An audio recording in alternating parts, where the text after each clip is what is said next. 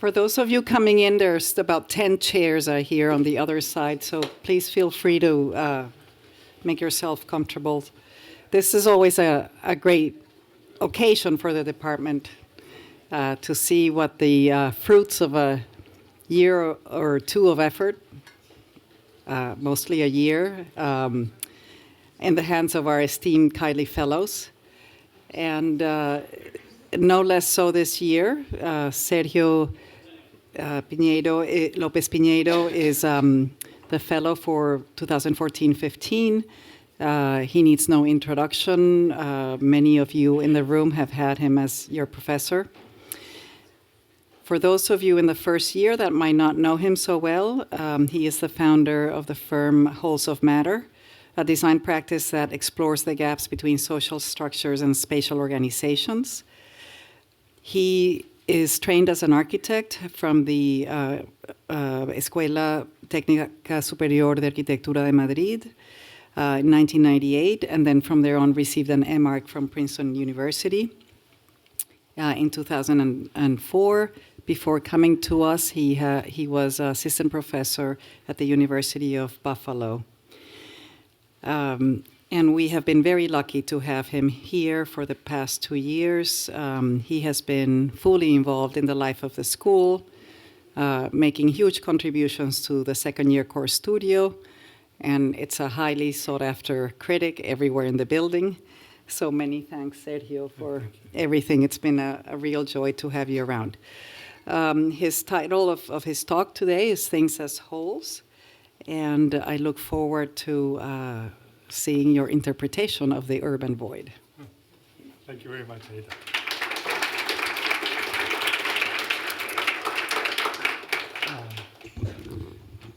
Thank you, Anita, for the introduction and for the opportunity to share my work. And thank you to all for coming. I know that it's a really busy time, so I'm very grateful for your attendance today, for your support. We inhabit the world through patterns. We recognize them and we design them in order to organize our world.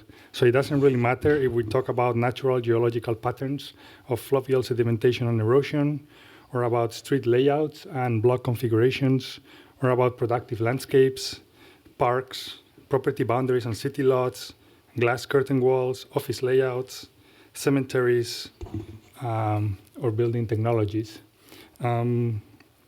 Patterns are the result of both our conceptions, cultural, artistic, ecological, and our technological ability. And as designers of the built environment, it doesn't really matter whether we're architects, landscape architects, urbanists. We learn and we teach that design is the construction of an intellectual position from where to manage the relationship between any existing patterns of organization and from where to devise the introduction of new ones. The relationship between all patterns is constantly optimized through technical means, constantly fine-tuned to current cultural meanings, constantly reassessed in their political repercussions, constantly reevaluated for their aesthetic implications, and constantly questioned for their ecological impact.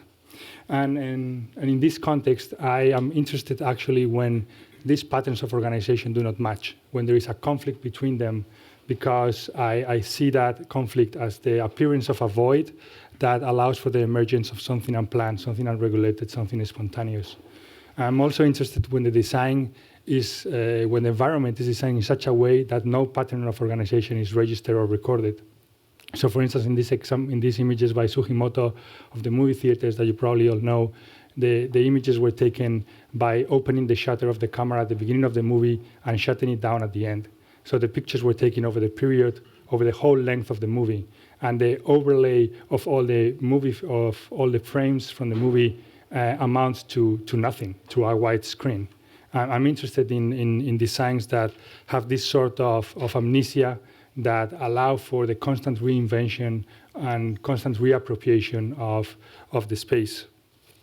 So, for example, in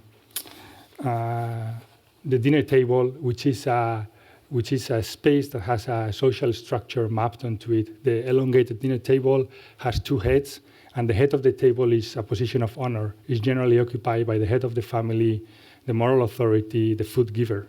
And in opposition to that, perfect match between a pattern of organization and a social structure. I'm interested when those two do not match. So in opposition to the dinner table, I'm much more interested in the picnic blanket, which is a space with no social structure mapped onto it that allows for other forms of expression and, in this case, affection that would probably not be appropriate for the dinner table. I'm interested in these unregulated, unplanned, spontaneous, alternative spaces. So in a way, what I'm explaining is like a children's party. The mother organizes certain possibilities for play, but whether the party goes well or not depends on the invention of the children. The mother is designing a framework. These are the words of Peter Smithson in particular, but the work of both Allison and Peter Smithson, as you probably all know, really resonates with this position. The name of the monograph, The Charged Void, was probably an apt title along those lines. So as you might know, and as Anita was mentioning, I work as wholes of matter. And through Carl Andres' definition, a thing is a whole in a thing it is not. I understand that things are a space that has been opened up within a continuous medium.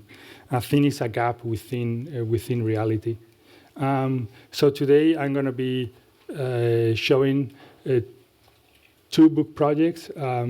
One of them is almost nested into the other, which is the work that I've been doing as the Kiley Fellow. One of the projects is a primer that focuses on the recognition, generation, and protection of voids, and it is a collection of design precedents as well as my own project. The primer includes 3 inventories: an inventory of actions, an inventory of things, and an inventory of qualities.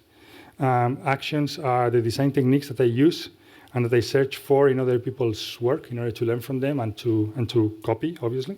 And things are spatial archetypes resulting from these sets of actions. Qualities are the spatial qualities that I'm after. And I will be showing a very, very slight, tiny portion of these 3 inventories.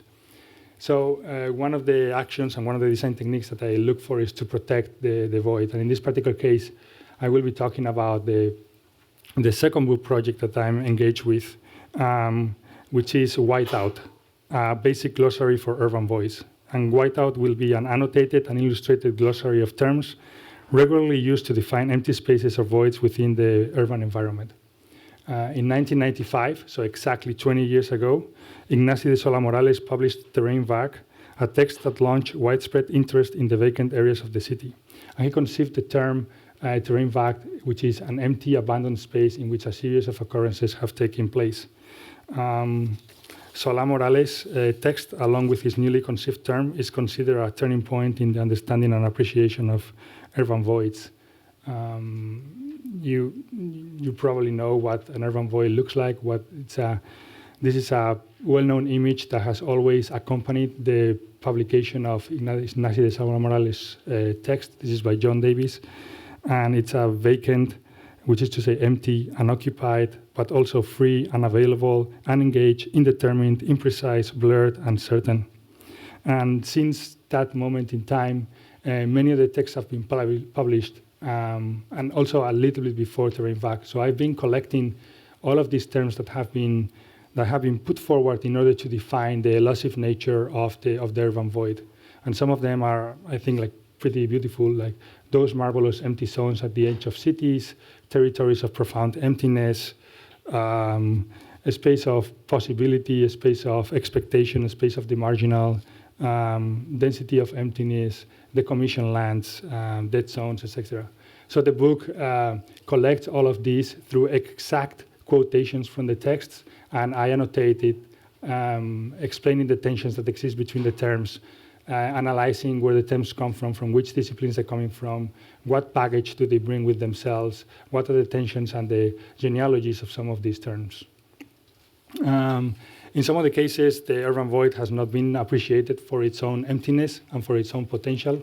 And so in some cases, it has been seen as something that has to be redeveloped, that some changes need to take place. Thoughts is one of these terms, temporarily obsolete, abandoned, derelict sites. Every city has them. They are scattered, random, unused parcels of land of varying size and shape. And some form of treatment or reclamation is necessary to allow the reuse. this idea that that void needs to be reappropriated in order to reincorporate it into the productive tissue of the city, that it cannot be protected as a void itself. And well, you know, what they look like in Buffalo or Berlin the city is relatively unimportant. I'm interested in placing the urban void in relation to the discussion of public space. In this particular case, using the work from Don Mitchell, public space can be understood as two, perhaps irreconcilable ideological visions. So in one case, you've got the space, a public space defined as a space that is marked by free interactions, user determination, and the absence of coercion by powerful institutions. It is taken and remade by political actors, politicized at its very core, tolerates the risk of disorder, including the recidivist political movements, as central to its functioning.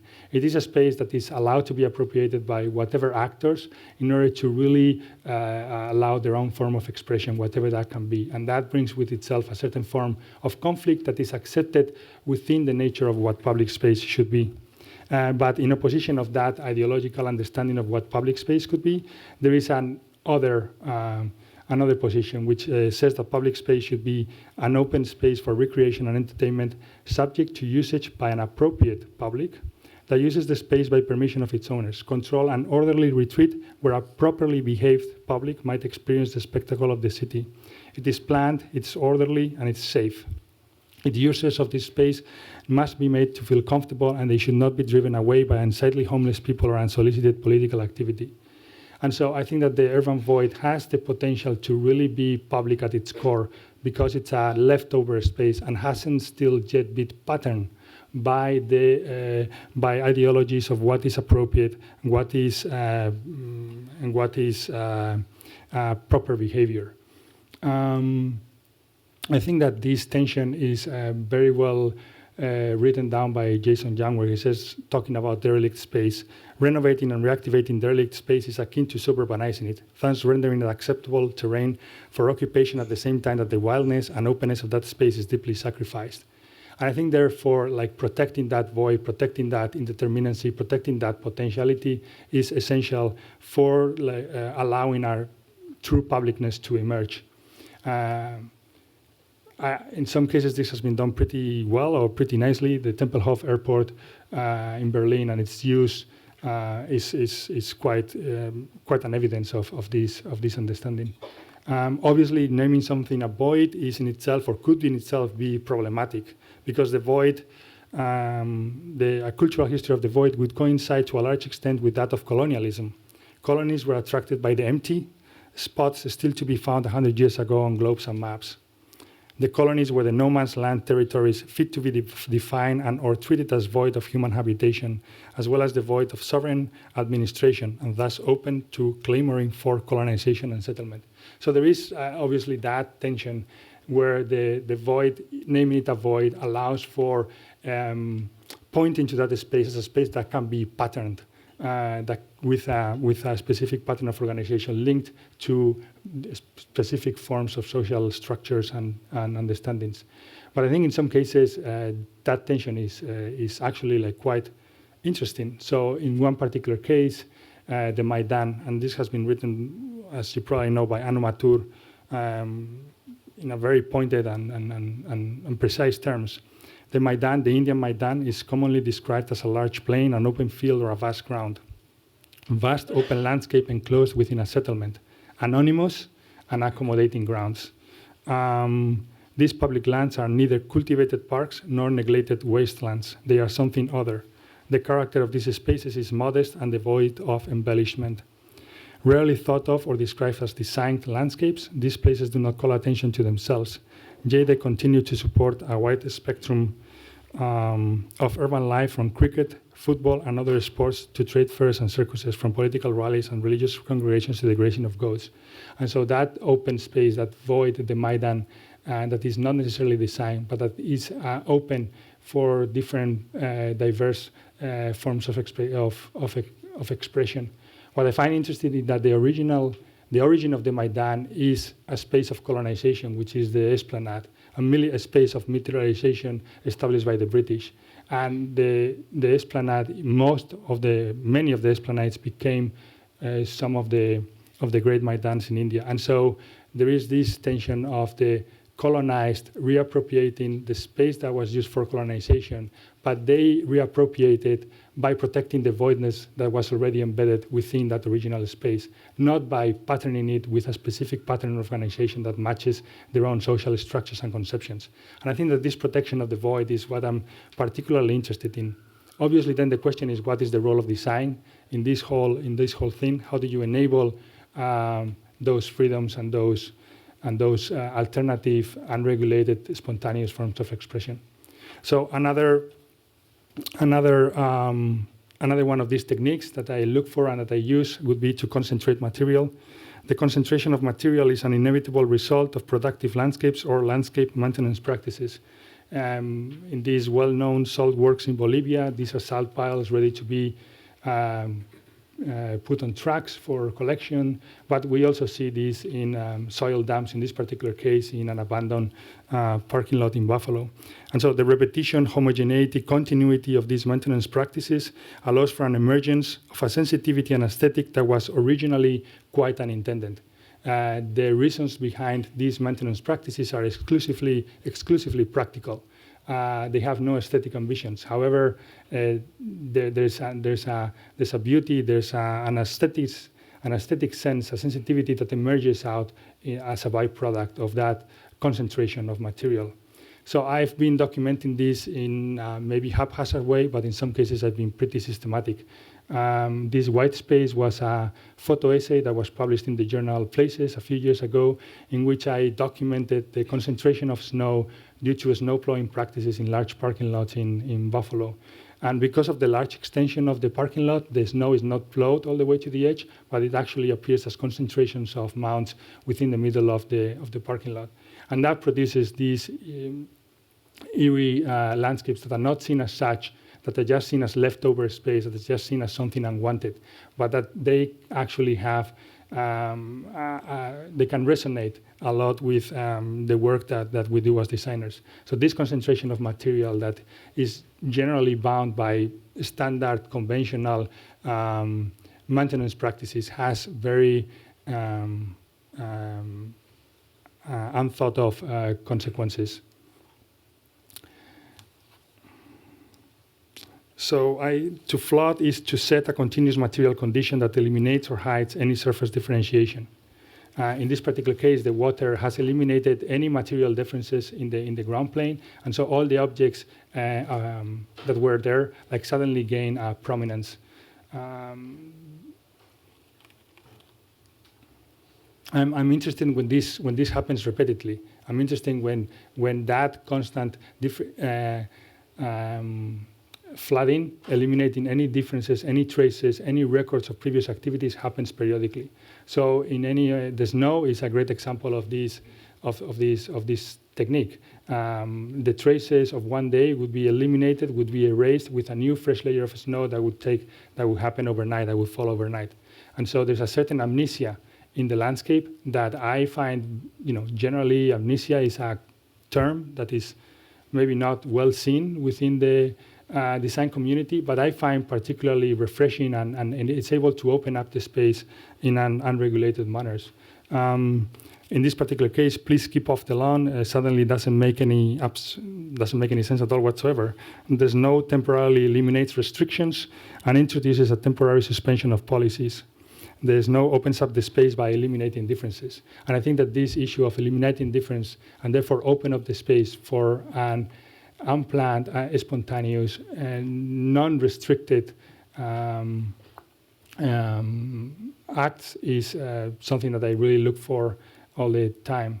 As part of this book, as part of this primer, I've been doing several series of drawings and several series of collages, and I will be showing just like some very, very few of them.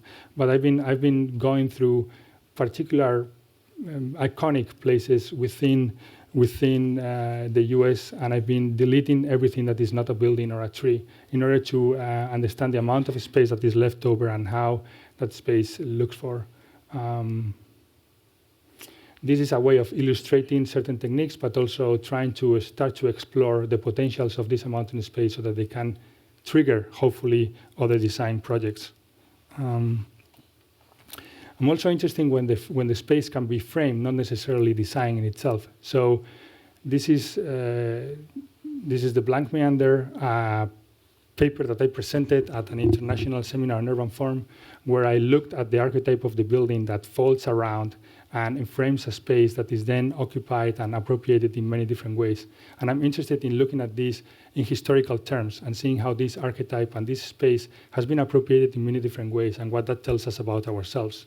So Versailles, the Palace of Versailles would be one of these examples, where in this particular case, the space is actually used for representational, symbolic purposes. Charles Fourier phalanstery uses a similar building type, but in this particular case, the space is actually a buffer in between the outside and the utopian interior. And Corp also uses this in the domino housing complex, but in this particular case, the space is appropriated for the well-being of the inhabitant of the human being. And so here they are the same scale, like the different appropriation of that space that is framed by the building is something that I find really really striking about the empty space or the void, because in this particular case, it acts also as almost as a mirror of our intentions and as ambitions as our society or in our culture. So just by letting things be, it can be a very good reflection and an understanding of who we are and what we are attempting to do. Repetition would be another one of these techniques. In this particular case, as you see, there is an extra coat of paint in columns, and this is done for maintenance purposes, for protective purposes. But this repetition produces an interior horizon line that is a really interesting spatial experience that happens in very large factory buildings when they are empty. And so in this speculative project, I was attempting to figure out if there was a way of disrupting that pattern, disrupting that continuity in ways that they would, just from a visual point of view, hide or enhance some figure, some void within that space. That virtuality would change as you move through the space.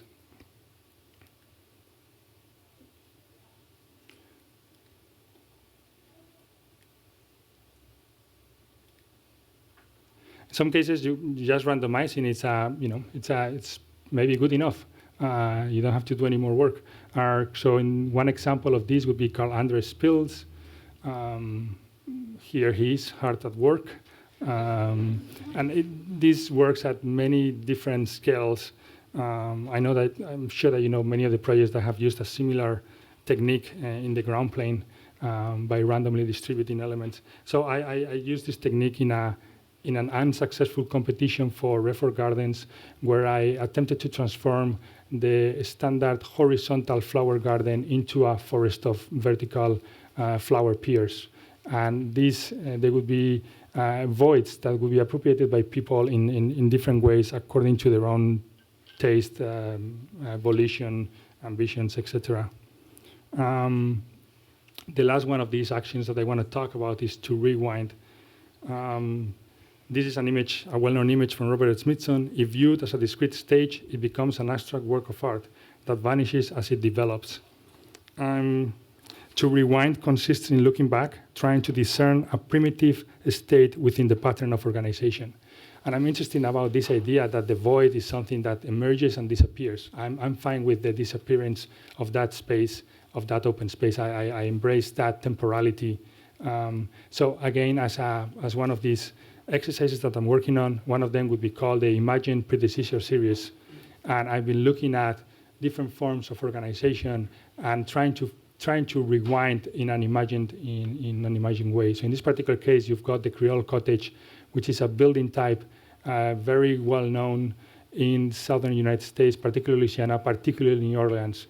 It's a very nice, tight building, relatively small, 4 rooms, equally organized. It has a front and a back with the where you brush your teeth and things like that. So I'm interested in actually imagining what the homogeneity and the repetition of these rooms is before it actually touches the site, before it actually becomes specified. I'm interested in the moments prior to reality, because at these instances, all we have is unspecified, undetermined empty spaces. With this series, I'm trying to imagine predecessors that would open up, disconnect the existing patterns of organization from the deterministic context. And I'm really trying to really disconnect any form of real occupation from the almost collective consciousness that I think is embedded in some building and landscape types. So in opposition to the Creole cottage, I'm much more interested in this pre-step.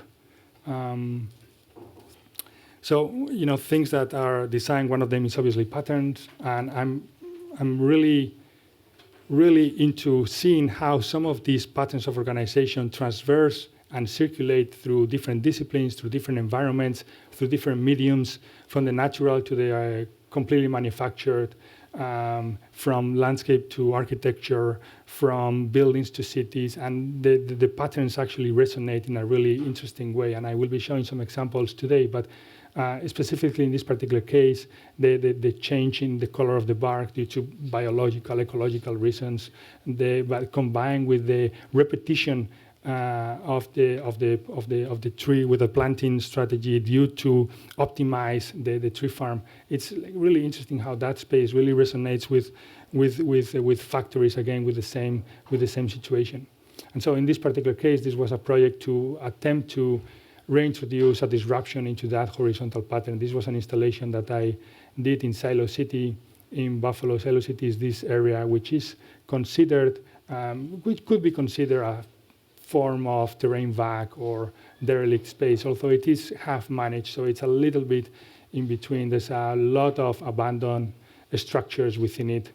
And so again, I was interested in producing some type of virtual painted topography that would occupy the space and would allow people to either react to it or not react to it. This is one of the views that you would see through the space. This was an event called Bring Your Wheels, where people just use the space as a playground, bringing all sorts of wheeled vehicles. As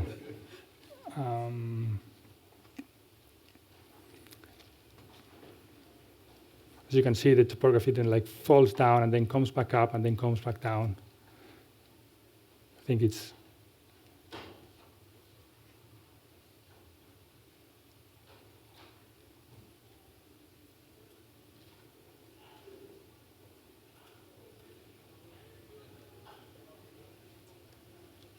so the space has been occupied by different people in all sorts of events that I obviously don't have anything to do with. In fact, all of these images are not mine. I've collected them from many different mediums.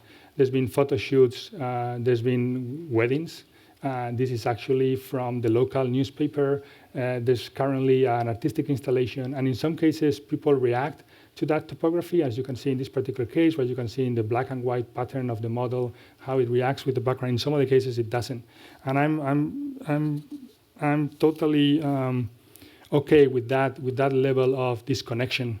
I'm interested in enabling a new sublime out of the everyday, a standard under the radar conventions, and not necessarily linked to circuits of consumption. So in this particular case, the standard convention of painting all the columns at the same height by tweaking it produces, I would argue, a void and space that is devoid of that standard, and it can be appropriated in different ways.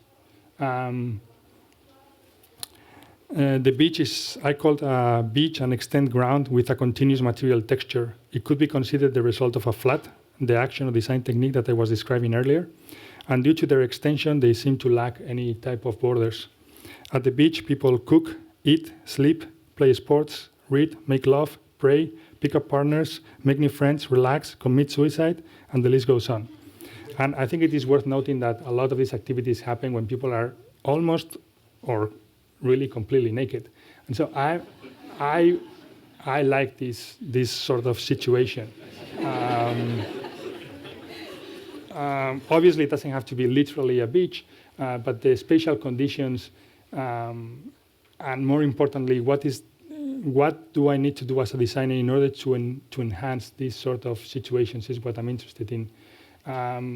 OMA's Jean-Jacques Vosque is an example of this, probably learned through the lessons in Lagos, like trying to eliminate differentiation within that surface.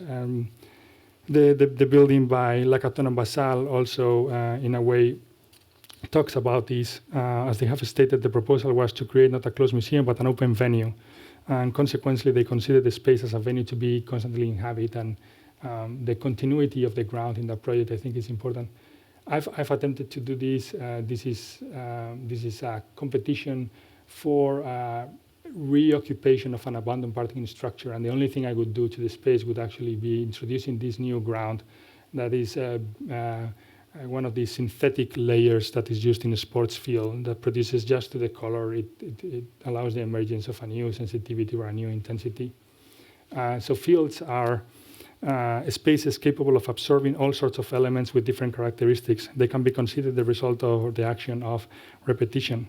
And Archisum associates, where you have like this field of repeated points, along with that other one that allows all sorts of groupings to be absorbed as part of the space. Agronica, development of that project.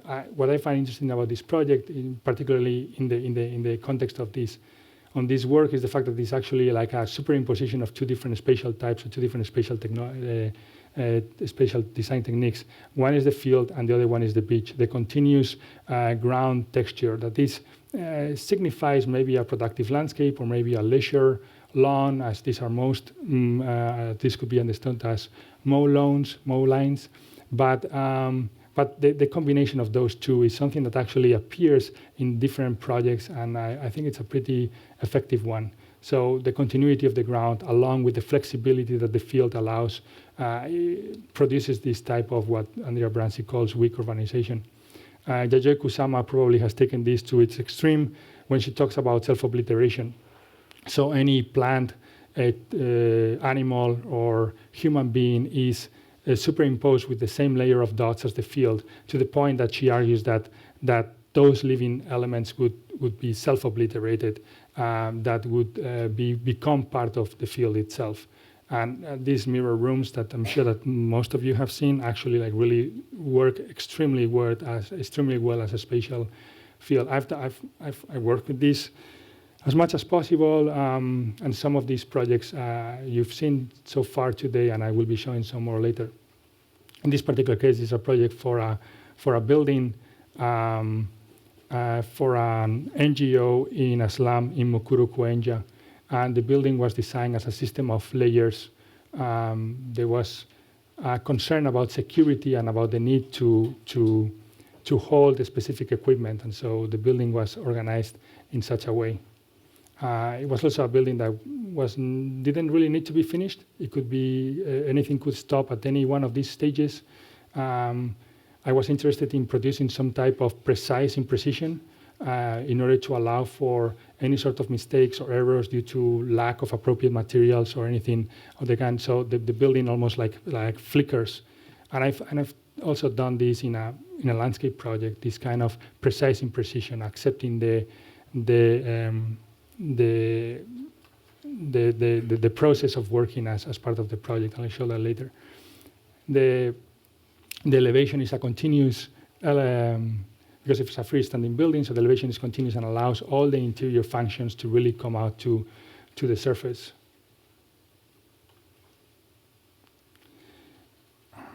I call islands to these localized surfaces, almost platforms, that act as discontinuities within a continuum, within a continuous condition. And well, in some cases we can see this within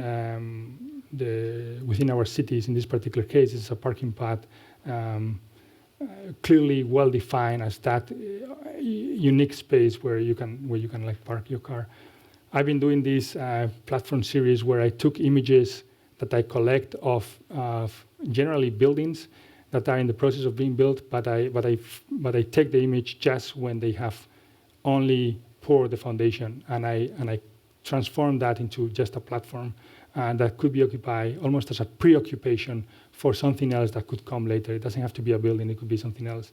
Like this kind of situation where it's between landscape, architecture, land art, this kind of indentation on the landscape by eliminating any built form is something that I'm really interested in as a way of opening up the space, as a way of defining it as a void.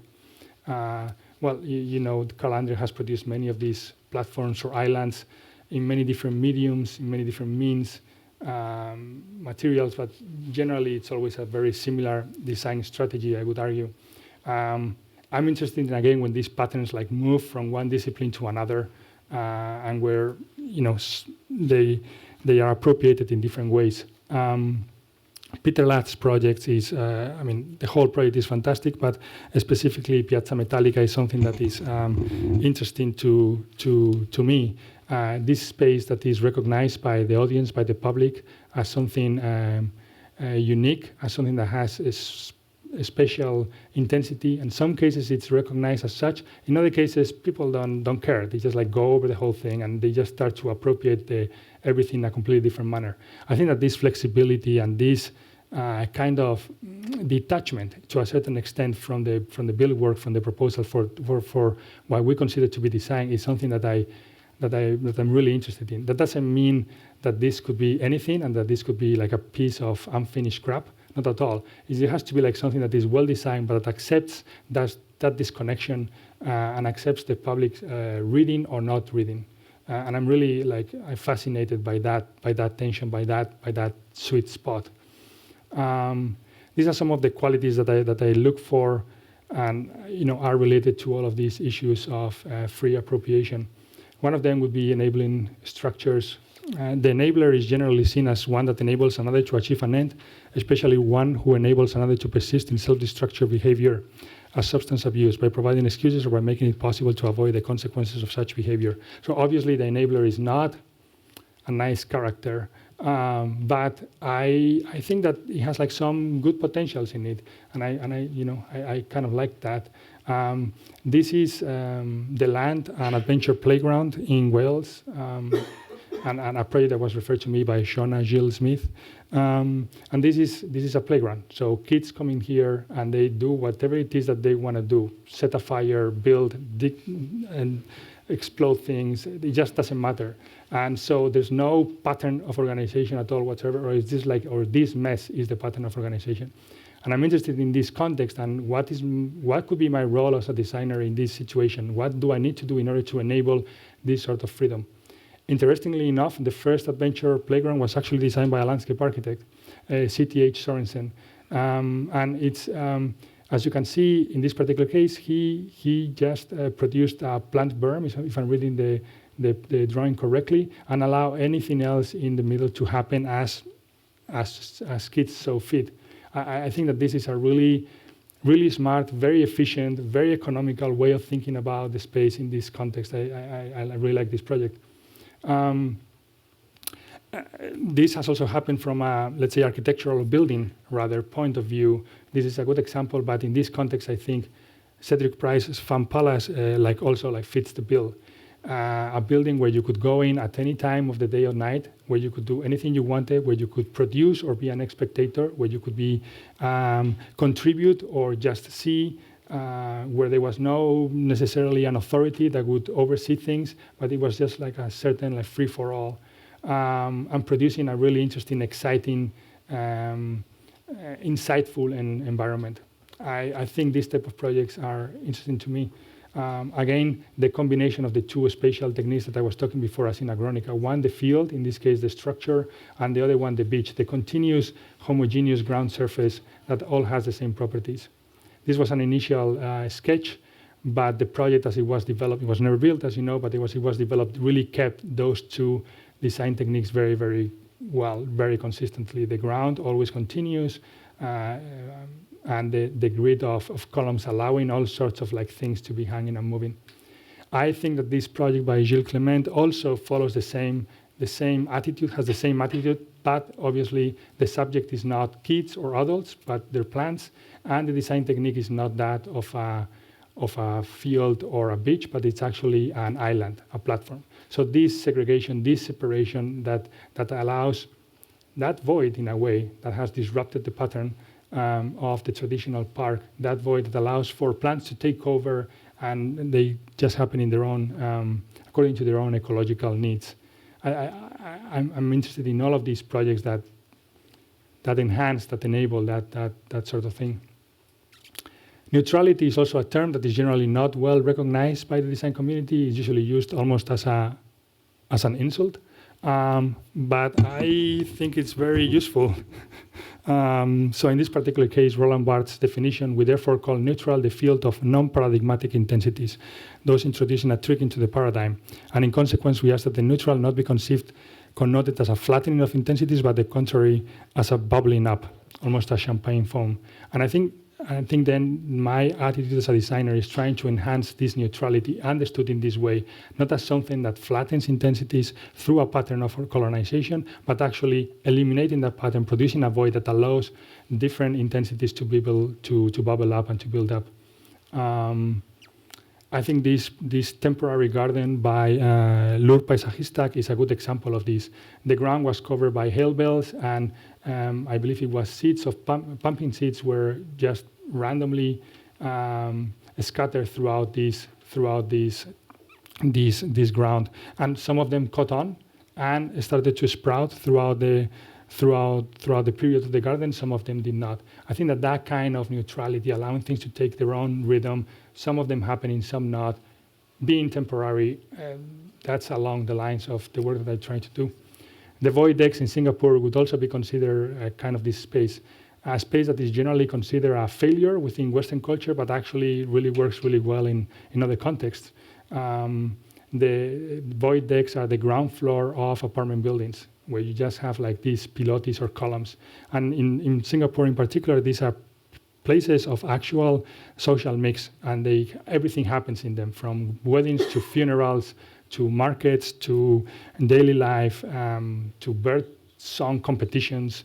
It has the ability to accept anything, and I think it is the neutrality that is built into the space that allows for the emergence of anything that was not necessarily planned. I've attempted to use this property in some of my projects. One of them would be this proposal for a competition in Fresh Kills Park. They were asking to see what type of landscape of energy could be placed on top of the cap, of the landfill cap. I proposed this field of swirling mini turbines that would produce a lot of energy, but at the same time would give a new intensity to the park itself. The turbines would be colored according to their altitude, and so the project would be seen almost as an altimeter. Depending on where you were moving through the space, you would get a sense of where you were in relation to the Earth, to the planet, but also like you would experience the project in different ways. They would constantly be moving. They would be like this fleeting experience. And it matches the field of the existing infrastructure. The base of the windmills would have the possibility of accommodating many different pieces of furniture that would hopefully sprout all sorts of activities which are typical of a park. And the last one of these techniques, and just the final project to show here, is a homogeneity. Also something that is a spatial quality that is also deemed suspect in many cases, but which I am very fond of. From a functional point of view, a space can be characterized as an amalgam of spatially localized functional requirements. So there has to be an opening to get inside, there has to be a hole or a line to drain water, there has to be a path to guide circulation. Since the design of a space must necessarily acknowledge these functional singularities, spatial homogeneity is usually characterized as an inappropriate design technique that cannot satisfy specific local requirements. You cannot get inside, you cannot drain water, you cannot go from here to there. But I'm interested in this tension in between satisfying the singular requirements at the same time that enabling a homogeneous condition of the space that would allow for the unplanned. I did this with a temporary winter garden in Buffalo, New York, where I transformed a parking lot into a winter landscape by transforming the snow plowing patterns. This is Front Park, one of the Olmsted parks in the city of Buffalo, belonging to forming part of the Olmsted Parkway system, Lake Erie, Lake Effect snow, and this is the border with Canada. Generally, the snow is just like plowed to the end, to the edge, and I attempted to produce this homogeneous mound system. We produced a large model in order to show to the Buffalo Olmsted Parks Conservancy what was the temporary nature of the park, always in progress, always being built, a certain, again, precise imprecision due to the materiality and to the conditions of the space. The project was funded with a NISCA grant. And NISCA is the New York State Council on the Arts.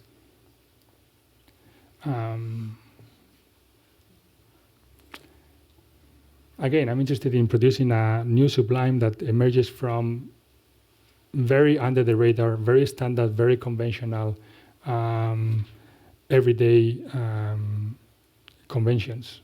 In this particular case, snow plowing, which is no one even pays attention to that.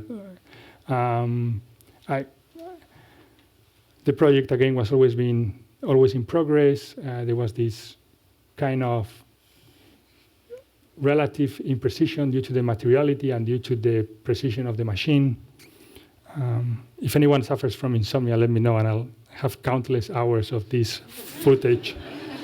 And I can guarantee you it really works. So these are the two relative or general patterns of plowing the snow, and I combine them into something that would allow for the emergence of this type of landscape.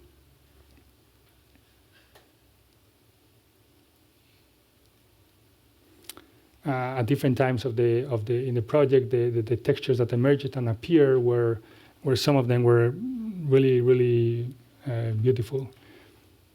This is a time lapse of the whole project during the winter. Synthetic one.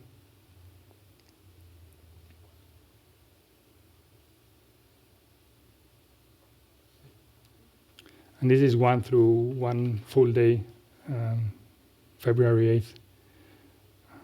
This is due to the wind from the lake. This place is insanely cold, really brutally cold. The thermal feeling is like really wild, but nevertheless, in many cases, there's people walking. There were a lot of strange, probably illegal exchanges between cars that would park one next to another, and they were using these mounts as a way of actually hiding.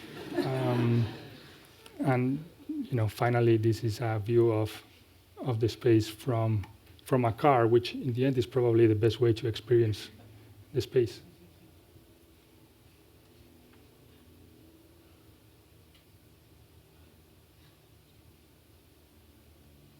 Thank you.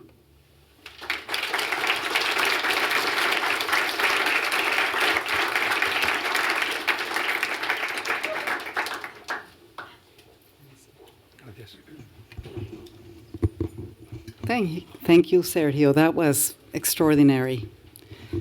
I think the idea of the flicker is a really powerful takeaway metaphor, if you will, for how you want space to work as something that has in a way a powerful identity, but is not fixed in any way. And the examples that you give to illustrate that are fantastic.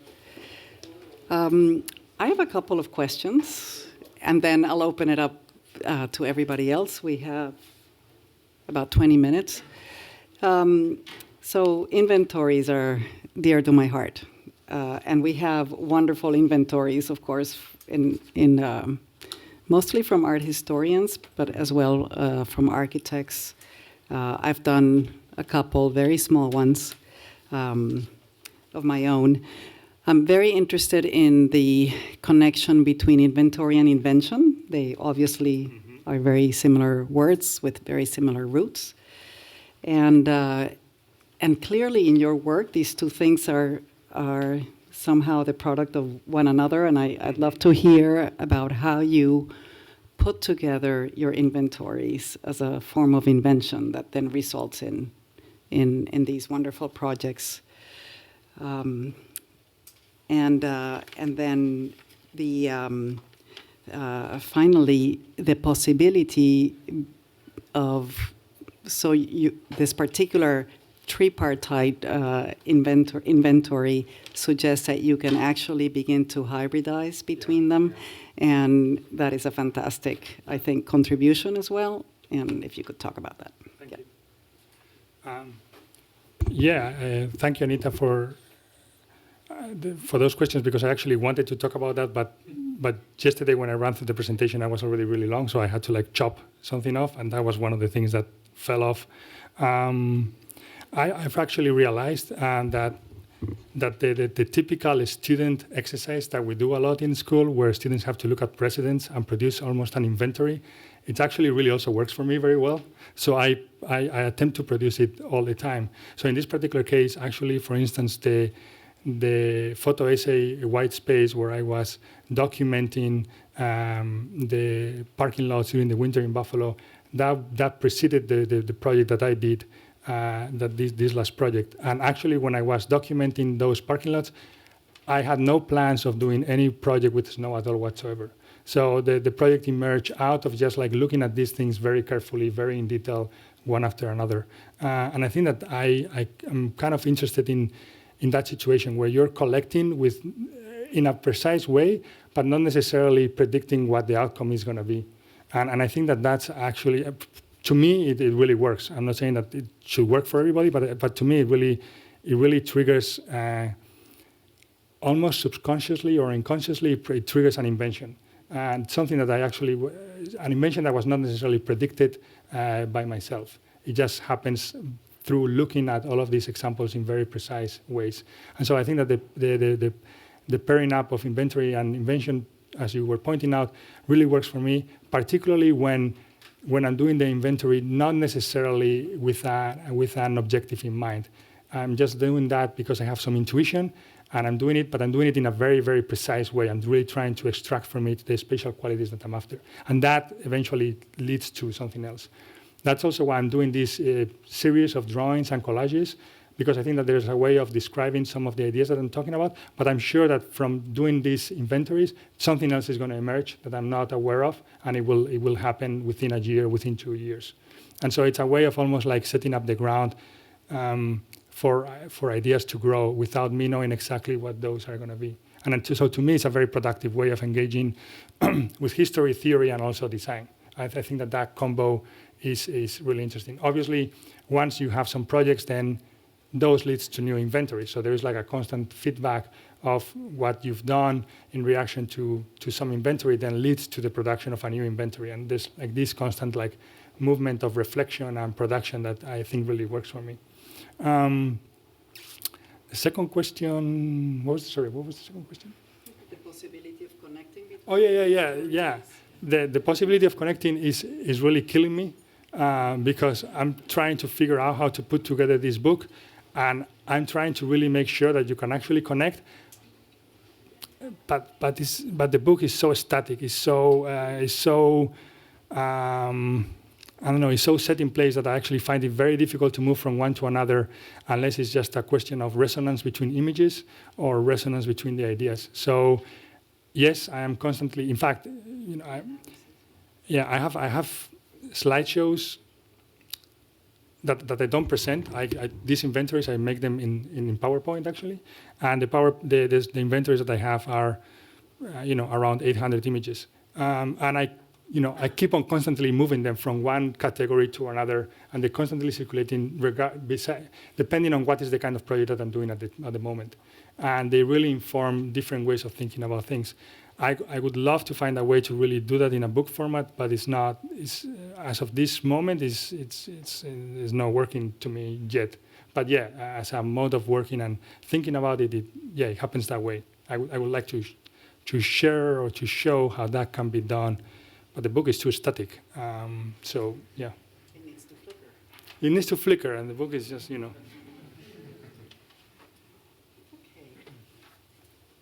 Any questions, please, from the audience?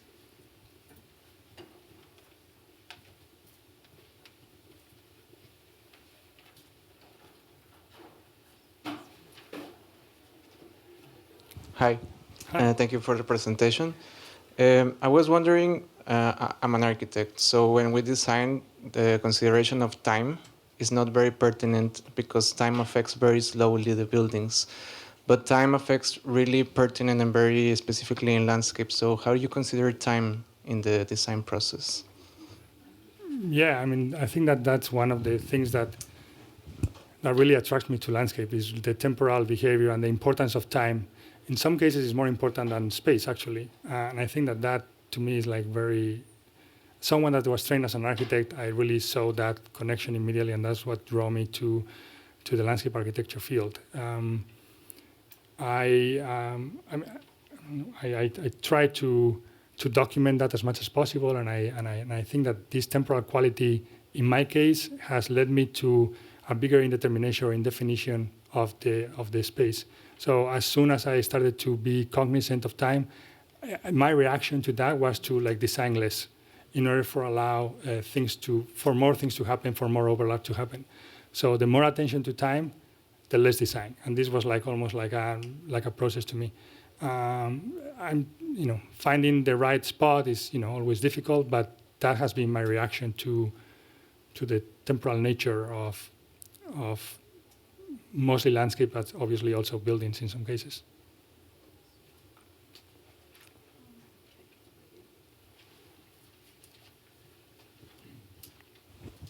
Hey, so I was wondering what will be your process of linking the idea that you wanted to express through the design to the patterns? So like, what's like the linkage between, how did you develop into pattern from the design idea that you wanted to reveal, like the equal social structure, or the design tried to reveal that through the design? I'm just having a hard time on deciding which to document. What kind of things? What is the next step for us to think about after getting this certain idea of what we want to express in a design, and then what to document after that?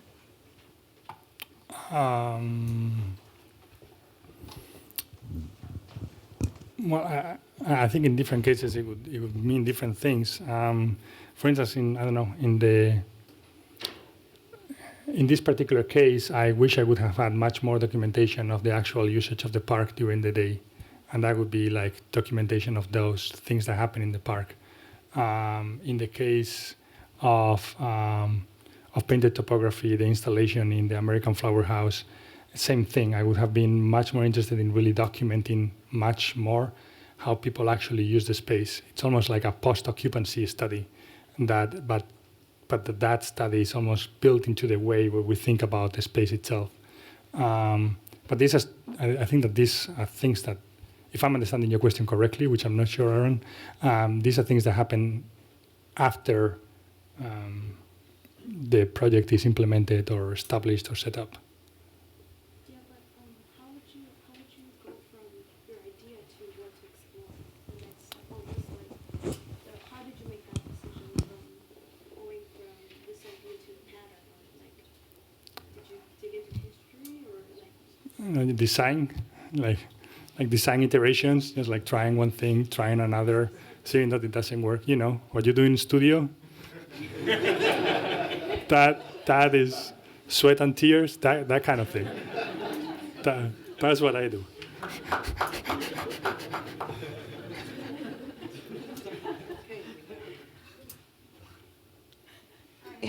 Thanks for the talk. It was wonderful. The question I have is, in my experience, these kind of absent spaces are most potent when they're sort of accidental and they're unobserved.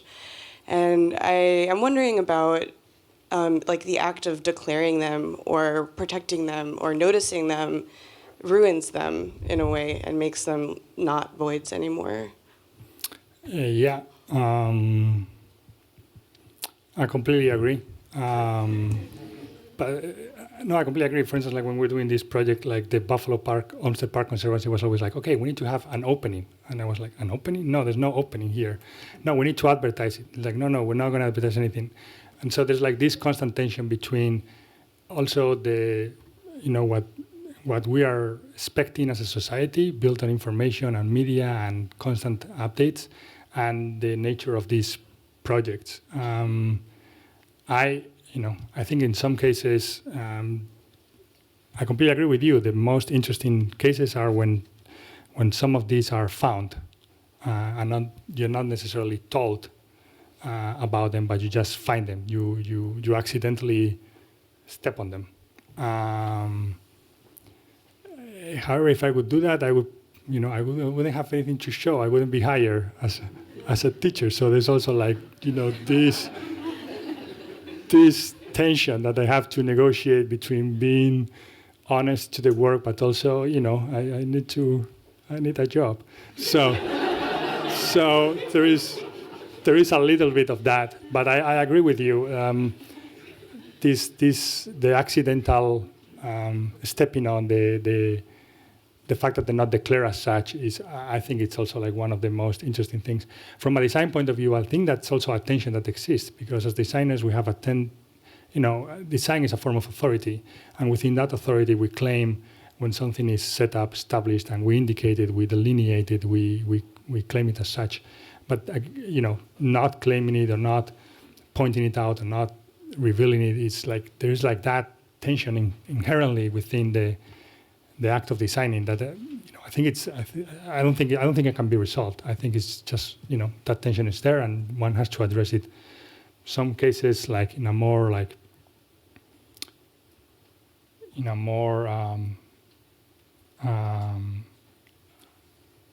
advertising, let's say, or pointing it out. In other cases, you can just do something and leave it behind without telling anyone, and seeing what happens. I think it's a great point, Larissa, but it's kind of difficult. I think we have a question in the back there. I thank you for that talk, Sergio.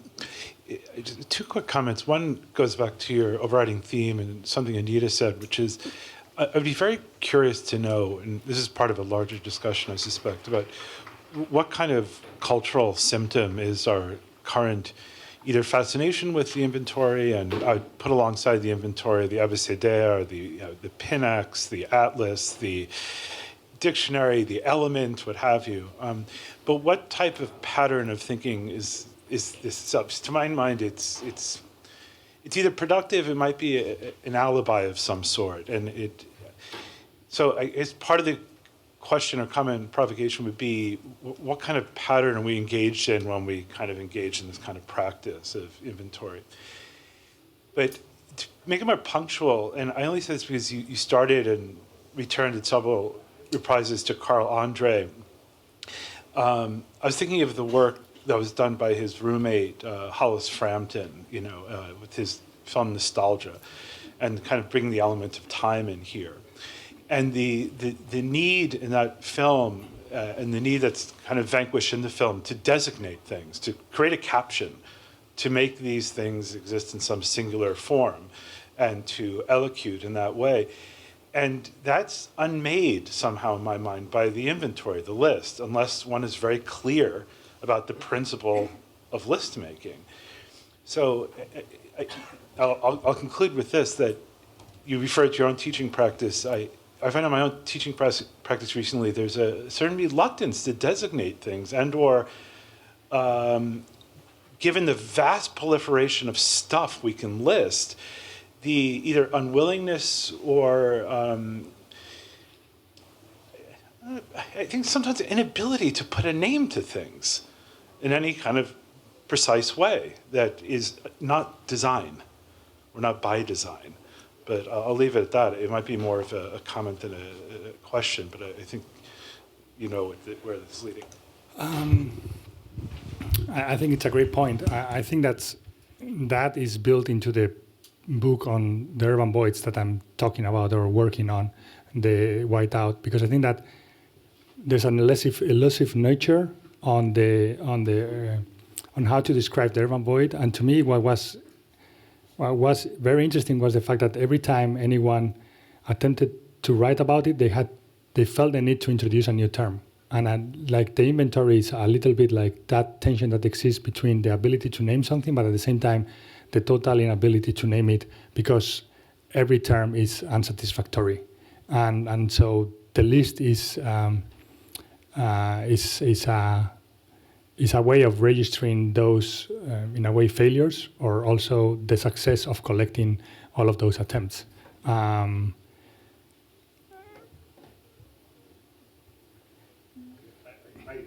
It's a very compelling response. I would read it almost opposite. Which is, I think there's been a failure to interrogate the existing terms, which leads to this kind of deferral and the need to coin other new terms. But we're saying, make a similar point, but I think I mean that's a little bit what I'm trying to collect. Every time that the term comes up, it doesn't seem to work for other people, but at the same time, when you have the collection, as a collection, it might actually really work.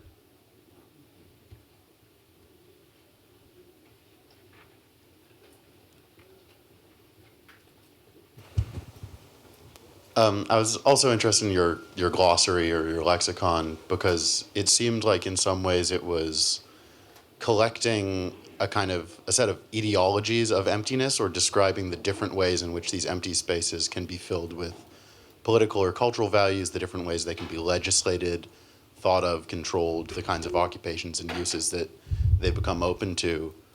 And so I guess I'm wondering how you see the relationship between those kinds of ideologies of emptiness and the sort of indeterminacy that you're interested in, and whether creating that lexicon or creating that dictionary has changed the way you think about indeterminacy, or what indeterminacy means in these kinds of spaces. Yeah.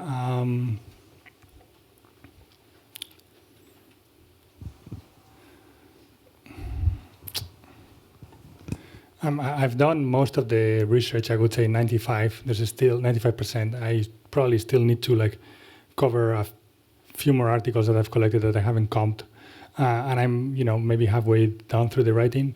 I think that what is most interesting to me is the tensions and the overlaps that come from the different disciplines, and so the way that architects or urbanists or landscape architects, that the way that they look at this is some cases very different, but in other cases there's actually a lot of overlap. And so I'm interested in both the difference, but most of the time I'm actually much more interested in the commonalities. And so maybe I haven't been opening my eyes too much. Maybe I should really be attempting to figure out more what I'm learning from that book. Maybe I'm using the book a little bit more as a way of corroborating a certain idea that a certain precondition or a certain prejudice, but there's obviously a lot of tension. But what I found is there's a lot of overlap, and that to me is quite interesting. I think that the disciplinary distinctions in some cases not too useful.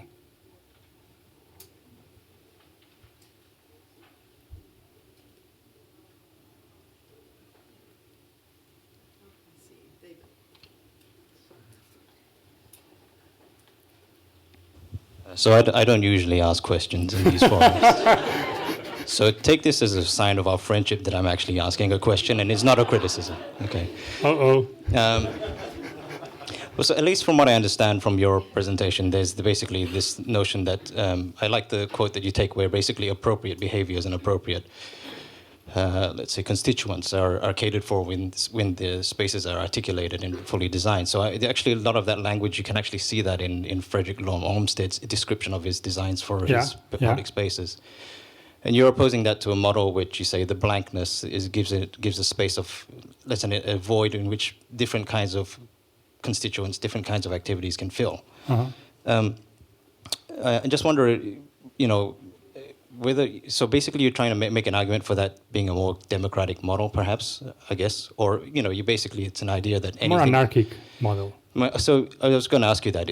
Are you basically your constituents, is the idea that anything can happen? Because in many ways, if the space is not regulated and the appropriate behavior is not demarcated, you do alienate, to some extent, people who want that.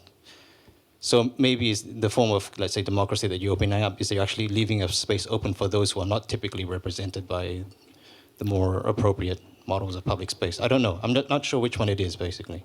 Yeah, no, I think the point is well made. I I think that there's two things there. One is, I think that the temporal occupation is something, from a political point of view, I think we have figured this out for a few hundred years. When we select anyone in a position of power, there's always, generally in a democratic society, there's always a term or a temporality built into that position of power or based into that position of authority. And so there's an openness, or although it is recent, but there's an openness on who to elect, and then whoever is elected, whoever has that ability to decide things is not permanent, it's temporary. And I think that temporary nature that is built into these spaces, I think also allows for that constant circulation of actors, and therefore constant circulation of expressions. So yes, maybe, I mean, sometimes this is a little bit of daydreaming, but I think that in many cases it actually works. It's very common that in many parks within Europe, the park really performs at night, and things happen in the park at night that are not really during the day. In the morning, you have like kids. In the afternoon, you have people running. Then you have drug dealings. In some cases, you have prostitution. And then you roll up. And then there's like this constant circulation of stuff that happens within the same space because of a certain type of unregulation. So there's some type of cultural protocol that also defines the nature of that space. And there's obviously someone that is particularly going to be alienated. But I think that the temporary nature of the space, the circulation, the constant circulation, the not allowing anything to remain permanent, is, I think it has more benefits than disadvantages.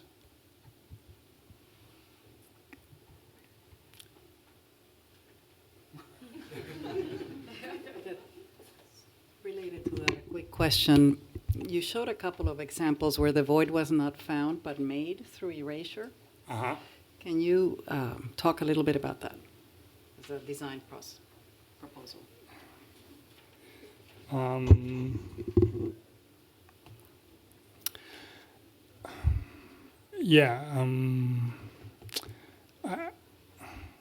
trying to come to terms with a lot of this, but in some cases I think that processes or designs of unbuilding, which is a form of erasure, I think it's like something that's how I attempt to look at erasure. I'm not interested in necessarily in the tabula rasa, but I'm interested in the unbuilding, in the progressive unbuilding, in order to open up the space. I think several people in the room are interested in that topic. Pierre presented the other day a great presentation on that issue, and I think the unbuilding is. I use the word erasure, but I think I'm more interested in the temporary process of unbuilding rather than just like harassing a whole thing.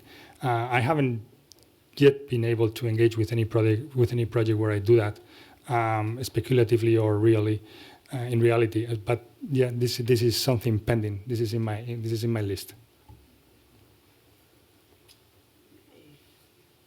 Thank you so much, Sergio. This was very provocative and wonderful.